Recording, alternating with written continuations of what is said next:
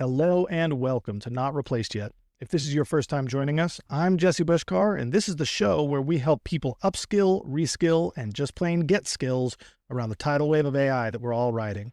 Today's episode is a continuation, really the finale of our 4-part Marketing with AI series. I'm going to start with a quick recap of the first 3 parts we made, and then we'll close with how to actually put this AI workflow into practice so it becomes more than just an interesting prototype and starts supporting your real day-to-day work.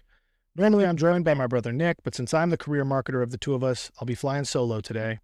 I encourage you all to check out the full tutorials and the surrounding episodes where we dive into the rationale, practices, theories, and philosophies behind this kind of work. And if you learn something or enjoy this content, please do give us a like. It really does help. If there's anything we missed or anything that resonates with you, leave a comment. We promise to read and respond to everything. Subscribe if you want more content like this. We've got a lot of good stuff in the works we wouldn't want you to miss out. And finally, share this with someone, anyone, everyone in your network to show them that you're investing in future fluency and that they should too. Now that we got all that out of the way, let's jump into it. Great. What you see on the screen here is the beginning of part 1 of the tutorial. So I'm just going to give a quick recap. We started by using this tool, make.com. This has been consistent across all 4 parts of this tutorial. Make.com is a great no-code and low-code app that connects different applications together to build workflows and automations, including AI baked into those automations. So that's what we're working with for this tutorial. You can see here, this is the Not Replaced Yet persona generator. We actually built an engine that starts with ChatGPT. I'll open these up in a few, and you can see there's a lot more detail in here, including the prompts, which are super important. We get back some structured data in JSON format. If you're not a developer and you don't have a comfort with JSON, don't be afraid. It's just a way to structure your text. That's all it is, and AI does it for you. So you shouldn't be intimidated there. We loop through that because it does give us multiple elements back, and then we add those rows to a Google Sheet. What we get is this tab here. This is the Google Sheet. And so we have 3 different persona criteria. We define sex, age range, ethnicity, education level, and pizza engagement. Pizza engagement because we were using, and we'll continue this, a fictional business. I make pizza in my spare time, and in the future, I'd like to have a pop-up pizza restaurant. And so that's what we're using as a business case for these tutorials. But of course, it's meant for you to take and apply to your own needs and your own real business. So this generated 3. We could have told it to generate 300 persona characteristics, and all of these were our own setup. So you can make these yourself, however they can impact your business. After we generated the personas, we actually generated narratives. That's a phrase that, or a framing that I came up with. Your marketing training might have called it something different. And of course, we're not going down a million degrees on personas. So, your mileage may vary here, but the narratives are actually these fictional descriptions of individuals that fit each persona. So we did 1 narrative per persona characteristic set. And so you have this male named Dennis. I've been working maintenance at the local school district for the past 17 years. On Friday nights, I meet up with a few buddies at Marco's Pizza. And we actually added this in the last part of one of the either tutorial 2 or 3. We wanted to just steer Dennis to be more thrifty, right? At the end of the day, very financially motivated. A little discount goes a long way with this is how we bake our own knowledge of our own personas in here. It doesn't have to be 100% synthetic. In fact, the more data that's realistically filtering into this, then the more useful this is going to be. So just wanted to share that. So 2 different scenarios. First one builds the characteristics into a persona set, and then we build those narratives. And then in the previous tutorial, we actually had it answer questions. And so we added a question tab. Which of these images appeals to you the most and why? Which of these ads is most likely to deter you from buying from this business? Things around the questions. We actually did part 2 on just text-based questions. So we loaded the narratives. We loaded our questions from that same sheet. We asked ChatGPT to personify the narrative and answer the question accordingly, and then we added the answer there. And then in tutorial part 3, we actually changed this to accept images. And so in the, let me show you the images really quickly. So here are the images. This was part of our conversation with the GPT. We actually created a brainstorm GPT to help you with your marketing needs. And inside of that, it can do an archetypal investigation. So you see We had a magician explorer archetype that we began with. We asked it to give us an everyman archetype. So then that pulled in, you know, the guy and the gal on a bench at sunset. Very simple. This Kalis or Salus was an artifact. It showed up in all three. I don't know. That's a weird AI artifact. And then this was, we said, channel the rebel lover archetype pair, and this experience heavenly pizza came out. So we have three very different image treatments here. And so we were asking ChatGPT to ask our personas basically to review these images, and we got some really interesting information. So check out part 3 of that. But what we're going to do today is we're actually going to operationalize this, because you don't want to have to build a new prototype every time you have questions. In fact, your workflow probably supports a regular stream of creative inputs, whether you're making them or whether you have a team or an outside contractor providing them. But you're likely dealing with ad units, ad creative on some regular basis with some predictability. And so we want to build a workflow that actually operationalizes an automation AI-powered workflow for your creative review. So what we're going to do is we're going to start with Google Drive. You see, I already started this up. We're going to have a Google Drive folder, and we're just going to monitor that folder. Whenever new assets get put in there, we're going to interview our personas and get email. Not only are we going to save the information, we're going to get emailed a report. So it would be like as soon as you have creative ready to review, you're going to get a synthetic review of that, and it's going to have whatever questions that you desire, whatever workflow serves you best. You get to customize that. So let's dig in. So like I said, we'll start with Google Drive. This is one of the modules down here. If you don't know how to use make.com at all, go back to the beginning of our tutorial. We go a little bit slower through the basics, and there's a lot of great material out there. I just specify that we want to have this, and you got to go through your authentication. I'm not going to step you through that, but you can get authenticated there. And then I'm just picking this sample folder that I named to watch. It's going to watch all file types, because in here it actually just gives you Google file types, and these are not going to be Google files that we drop in there. I said limit 5. That is fairly arbitrary. We're going to have 3 images, those 3 that we just looked at. So the first thing we do is set that Google Drive up, and it will monitor this on a schedule. Right now it's set to run every 15 minutes. I'm actually going to turn that off for now because we're building this. And yeah, so that is the beginning. So then what we need to do is we actually are going to create an array out of the file names that get uploaded. Okay, so inside of this tools, we need to create an array, because this is how we're going to map again, this will be 3 images, but sometimes it'll be 2, or sometimes it'll be 4, or maybe we bump that limit up to 10, and we do 10. So we need this to dynamically handle the number of images. Otherwise, you're going to be tripping over some kind of false constraint every time you want to use this. It doesn't work this way. Let's change it. So we're trying to go for very flexible. So an array aggregator, we need to tell it which module to aggregate the data from. So it's going to be from Google Drive. And actually, we're not going to finish this just yet, because in a second, there will be a new target structure type. We can do custom, which is just like build an array and we can customize the details. We actually wanted to adhere to something that OpenAI is going to request. So let's just hit save for now, although that's not finished.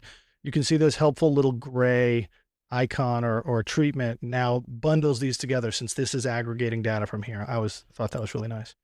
All right, so the first thing we're going to do with AI is we're going to analyze images. Now, analyzing images is part of most of OpenAI's core models at this point. They released this analyze image function right when image inputs were made available. And so you don't have to use this for analyzing images. I have found it's the best way to analyze a group of images that you do not know the number of images. Because you can map that. What this is going to do is going to create an array of all of or a grouping for those non-technical users of the images that we find in Google Drive that make.com sees when it watches these files in this folder. And so we can pass multiple images in regardless of how many, and that will get us what we want. So make sure your connection is correct. I've got a couple of them. And then I have a prompt written for that. Let's see.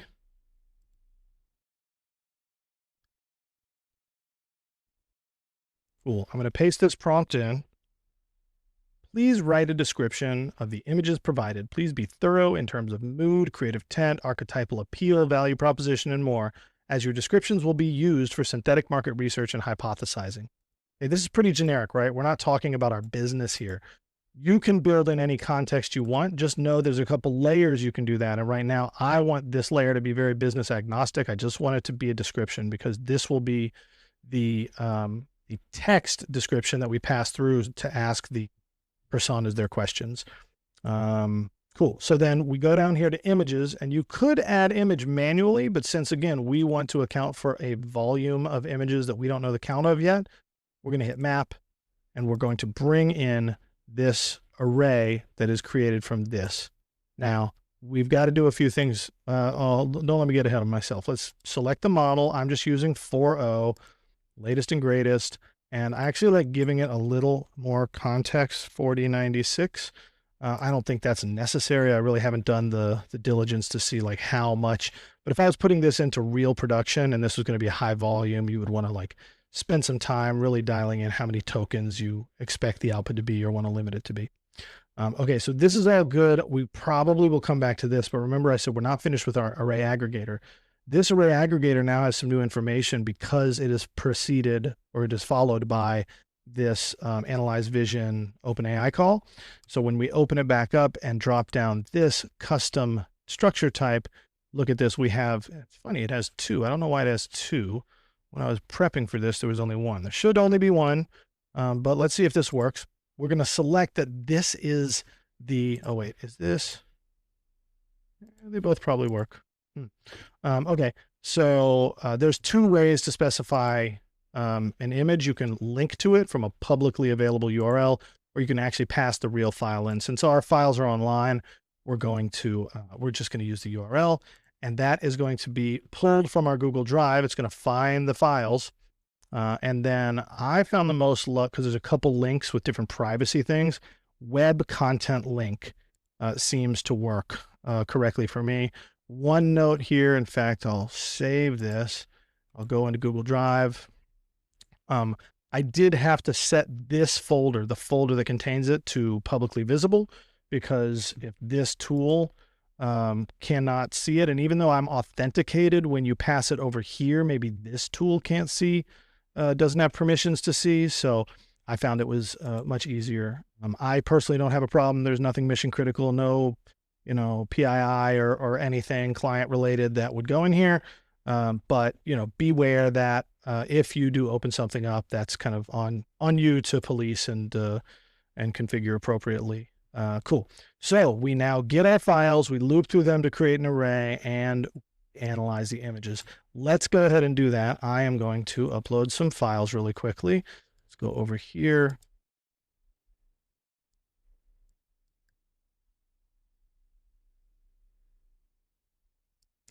We drop all three files in. It won't take but a second. 1 and 2 and 3.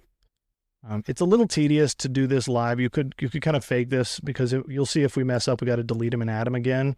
One of Make.com's pieces is they don't make it really easy to like roll back to a previous instance before it saw those new images. And so once it sees the new ones, it will think, hey, that's in the past. We don't need to get those anymore. But let's just, for fun, let's go ahead and run this. So it's going to find these images, and you can check the logs.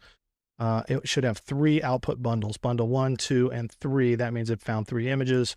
It iterated through those and created an array out of those 3 web content link variables, and it passes that through to this Analyze Images, and it uses our prompt as context, so it knows what we want to do.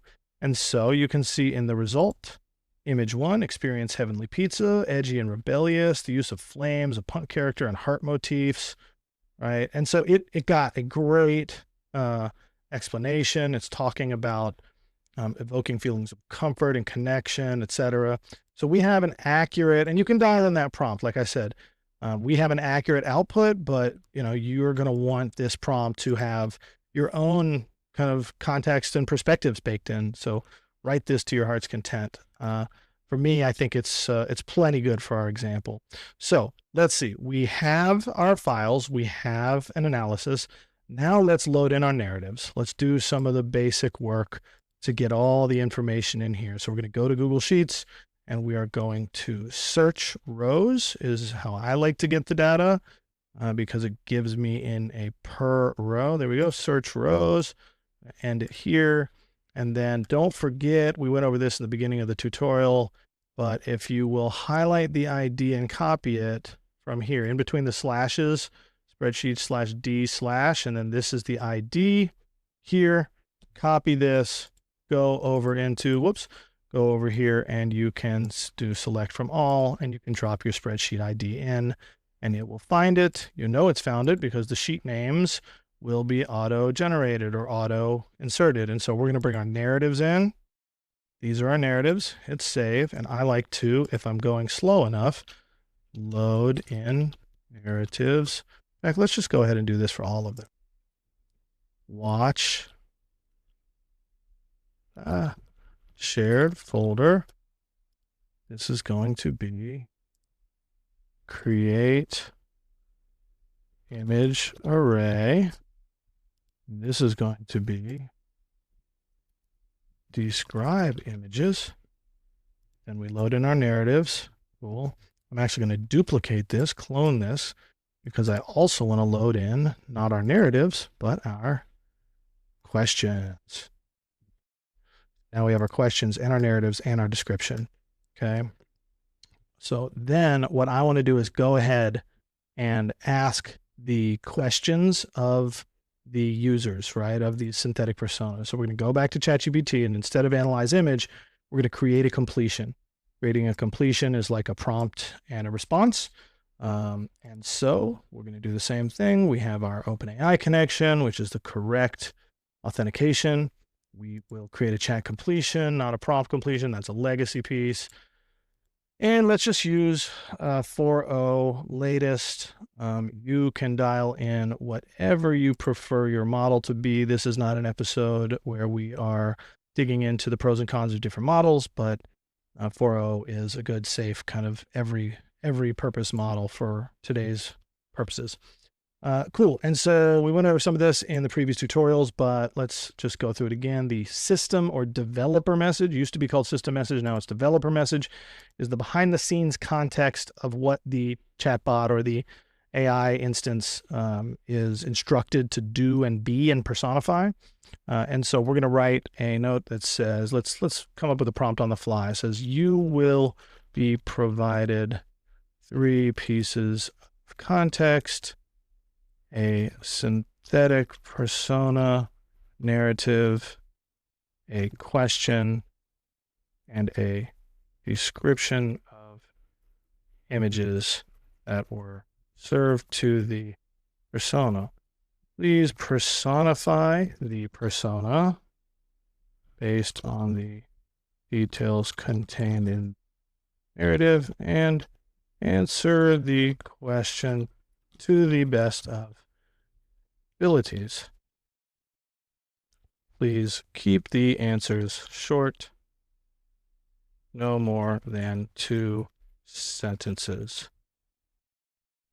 Yeah, I like that for now. I think that's good enough. Cool. It's pretty basic, right? We're just telling it what it's going to be, what it's going to receive, and what we want it to do. And then we got to pass that context to them. So this developer message is one thing. We're going to add a second message, which in like a chat thread would be the first one you saw. Again, this would be more behind the scenes. And then the text content is going to be 3 things. We're going to give narrative, we're going to give question, and we're going to give image descriptions. Cool. So the narrative we're going to pull from this load in narratives. It's another benefit. If you take the time to name these, you'll know what it is. So the narrative is that. The question will come from, this is load in narratives. Oh, maybe that one. Oh, I think maybe I cloned that. There's my question. Did I not load the questions yet? Hold on. I thought I did. I did. I just didn't name this. This is select from narratives. This is load the questions. So I need to rename that. Load in questions. Helps to take your time. Measure twice, cut once. Cool. So hopefully you saved that before you closed it. There we go. So our question, loading questions, there we go. We have question text, and we have the image description, which is going to come from our result from this previous analyze image. So boom, result. So now this prompt is going to be given the narrative, the question, and the image descriptions, and we should be able to get that good. Don't forget this auto align. It will nice and tidily get everything clean. So we like seeing that. All right, we're not finished yet though. We're going to do 2 more things, actually 3 more things to really operationalize this. And I stress this in my day-to-day work. Do not sleep on this next stage, because sure, you can get the answers here, but you don't want to come into make.com on a daily basis and have to tweak this unless you're a certain type of nerd like me. But generally you'd rather just have the work done. So be thoughtful about how you want to get this work into your current platforms, work streams, and workflows. So for me, I actually want to record this information, because right now we're just loading all this in and getting answers, but we're not saving it anywhere. So first we're going to save it. So I'm going to add Google Sheets. We're going to add a row. Okay. I'm going to get this ID again, because we're going to put it into answers. These answers were from our last tutorial. So let's go ahead and clear those out, because I don't care to keep them. And we're going to add a row to this ID that we just copied. We're going to put that row in the answers field. And then we do have to do a little bit of work here. The date, I like to use the now option. One thing about it though, is I like to format that date. I like to use the format date now.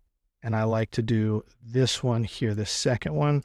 I do wish make.com would make this support just a little easier, because you got to manually do this. And I always forget these date token values, but they do give you a little tooltip here. You just kind of have to slow down and use it. Cool. So that'll be our date formatted to 4-digit year, 2-digit month, 2-digit day, hour, minute, and AM or PM.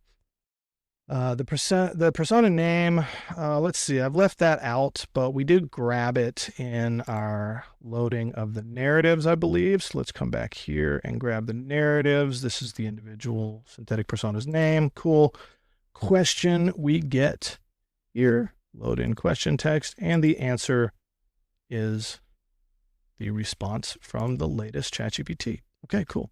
So we're going to get all of that and we're putting it into a sheet. Again, I'm not going to do this yet. We're going to build it out a little further, because we're not just starting. You guys have been through a few rounds of this type of work. So now we've stored everything. So our answers are going to drop in here, which is nice.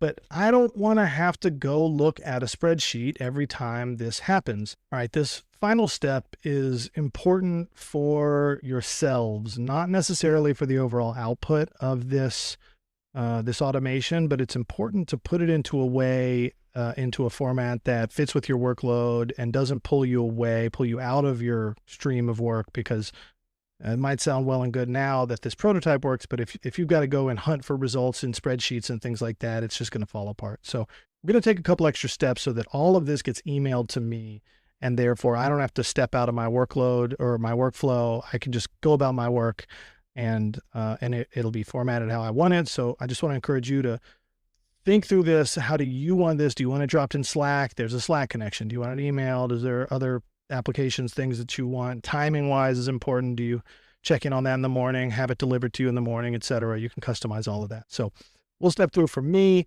I just wanted emailed to me. So first we're going to, we need to build a lot of this into a single text string so that we have all the context to generate that email. And so I am going to use one of the tools, built-in make.com tools, text aggregator. We're going to put it at the end of the line here, and we're going to start all the way back loading in narratives. So for each of these, then we'll have, these will all be available. So the source module is our loading in of the narratives. And then for that text, we're going to kind of build one that will loop over each of those, right? So we're going to have the narrative first. Narrative is here. And then the question is up here. Boom. And let's see, the answer needs to come along. The answer is this result. I think that's it. Yeah, because we're not doing anything with this add a row. So, and then what I like to do is do some kind of like break here, because this will loop through. So you'll get for each narrative, what was the question text and what is the result? And that should do it.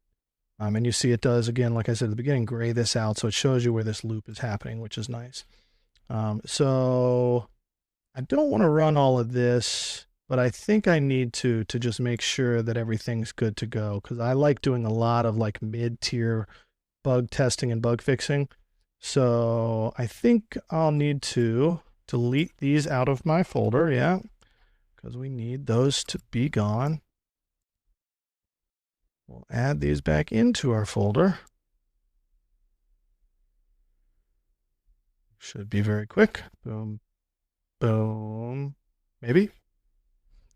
And 3. Cool. And then we're going to run this. It should find all 3, loop through them, get the description, load in the narratives, load in the questions, ask the question, get an answer, load that answer into our Google Sheet so we'll be able to see it in the Answers tab. And it should generate this very long string, which is not finished yet, but it's one step closer to the finished product. So let's run this. Yeah, we can run it anyway. It says we shouldn't have this as the last thing, but we know this is not our finished product. So one thing to note here, this call will go a little slower. If you stop to think about it, it makes sense. We're passing 3 full res images through. And so, you know, imagine you doing that through ChatGPT. It's going to take some time. Certainly this is going to also take time because it's the same thing under the hood. But once it's through, it'll be pretty quick.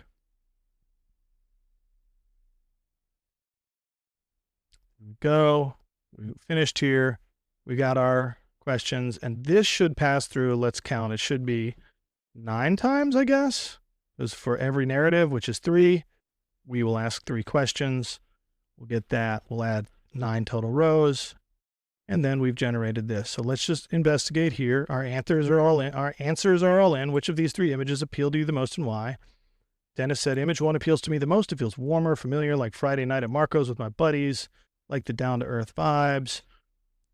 Yeah, so we got the answers. That's cool. And then we are going to see, did we get an output text? We did. Look, narrative, I've been working maintenance on Friday nights at the end of the day. Question, which of these images appeals to you the most and why? Answer, boom. Cool. And so it does repeat this narrative a whole lot.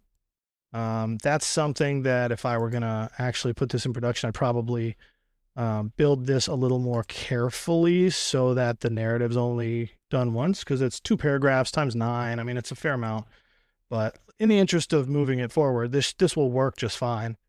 So we've built a kind of bolus, a concentration of what's happened in this workflow here as a text string. And so then what we can do is we can create another completion, and we'll use that information.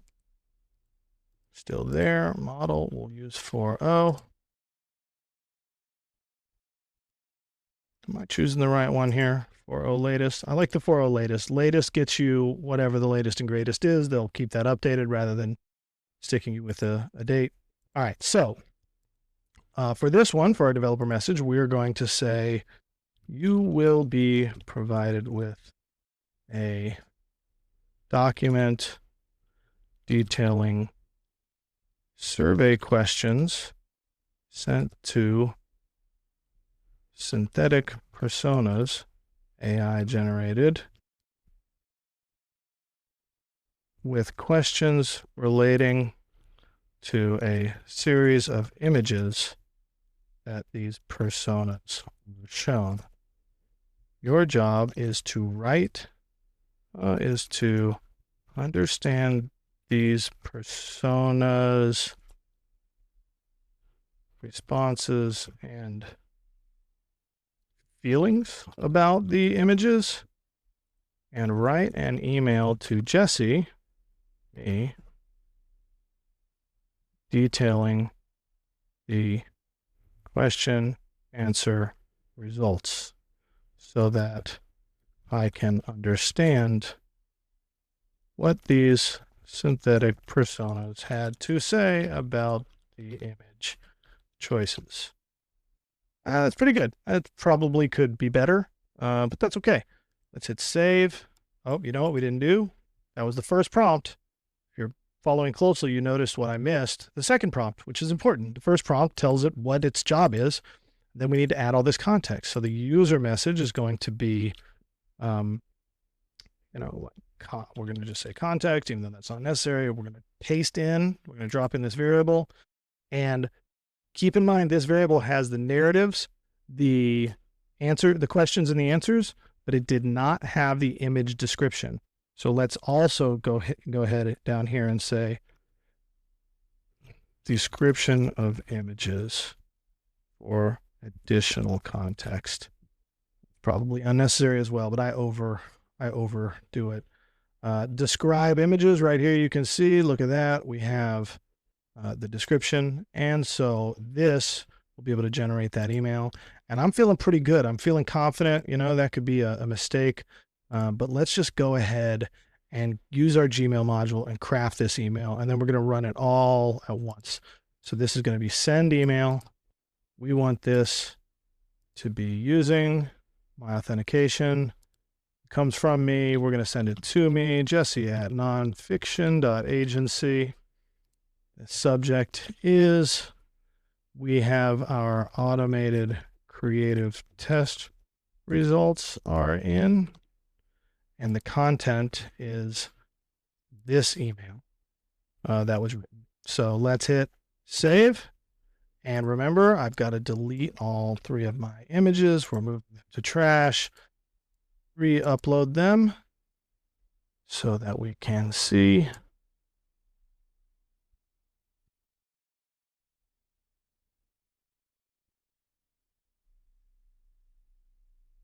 Awesome. All 3 are uploaded. Here's my little auto magic. We have 1, 2, 3, 4, 5, 6, 7, 8, 9, 10. 10 modules or apps or whatever make.com calls them. And yeah, let's run it. Everything should be good to go.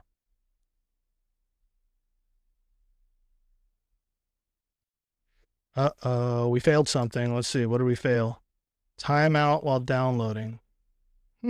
Google Drive had a timeout. Did it find my images? Bundle 1, bundle 2, bundle 3. It did find them. Let's just try it again.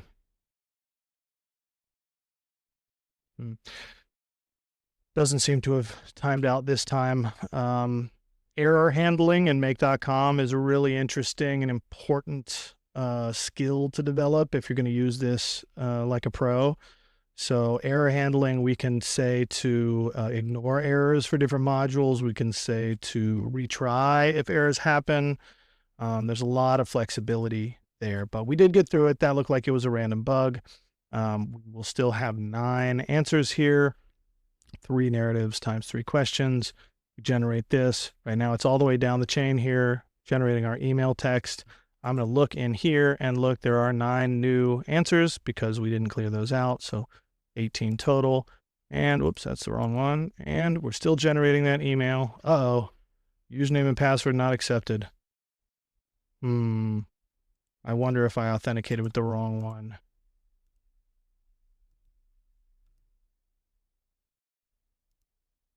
I bet that was it. Let's try it one more time. Great. So here's the email subject. Automated creative test results are in. I wrote that. You see the AI tried to write it. Subject, image feedback summary from synthetic personas. Hey, Jesse, here's a quick summary of the feedback from our synthetic personas regarding the current set of pizza ad images. All 3 personas representing different demographics and lifestyles gave consistent and insightful responses across all 3 questions. Most appealing was image 1. All 3 personas overwhelmingly preferred image 1, said it reminded them of Friday nights at Marco's with friends, described as warm, relaxed, and centered on connection, felt it evoked comfort and family, right? They were all 3 most deterred by image number 3, which was our rebel lover, right? And adding visible discounts. Dennis recommended including clear promos. Tiana suggested showing people laughing, holding a wine glass, or dancing around. Those are interesting considerations. And all personas connected with the emotional storytelling and warmth and visuals. Discounts and simplicity increased appeal. Persona strongly rejected ads perceived as trying too hard or coming off as aggressive. So this is now something that I can use in my workflow, right? I'm going to modify these prompts. Let's get back to sharing our make.com scenario. I'm going to modify these prompts after the tutorial is done, but I'm definitely keeping this automation in my workflow or some version of it because, knowing that I can have a folder that's just always being watched, that I can tweak these prompts to analyze things and provide my own business's context. And then I can just go about my day, and I can actually have my team drop images in here from time to time, depending on the workflow. So it may just be me going about my day, and whenever I get the email, I get to review these. And you can connect these to where if I respond to this email, something else happens. So really the rabbit hole goes very deep when it comes to automation. But just as a refresher, we started by generating these persona characteristic groups. So these could be anything your business or brand would want to track and or is currently tracking for your customer personas or design targets or ICPs, depending on what industry or kind of vertical you're in. You might call them something different. Whatever it is, we took those and we turned them into fictional narratives about these individuals. If I were doing this in a survey format, I would probably generate 100 Dennises and 100 Tianas and have this try to capture the range of responses that can exist inside of criteria like this. And then we have questions where we could have text-based questions, we could have image-based questions, we could have A/B tests. Part 2 of our tutorial went through on how to do a media A/B test with given KPIs. We touched on that in part 3 as well. And then the answers get captured. This is duplicating these answers because I ran this a couple times. But ultimately, what I care about is that email that gets generated so that I can be hard at work in my workflow and not be pulled apart or pulled out of it until there's something worth looking at. And I don't have to go very far. I'm still in my own workflow where the automation is putting the information. So really excited to have this as part of my workflow. Hopefully this is valuable to you all. I'd love to hear if you put this into practice, what kind of changes you made, what could I have done a better job explaining? Because we've got a lot more of this in the future. The next series of tutorials, I believe, is going to be more developer focused, and Nick will be shouldering those, but we really sit at the intersection of creativity, technology, and marketing. And so lots more to come where this came from. And so please do subscribe so that you don't miss out. Others are getting notified. You don't want to miss out. That's what we're here for, is to help bring everybody along for the ride on this tidal wave. So thank you again if you made it this far. Really, really appreciate it. Do share this with someone who could benefit, or share this with your entire network. Show them that you're investing your time in future fluency and that they should too. I'm Jesse Bushkar for my brother, Nick. This has been Not Replaced Yet, and we'll see you soon.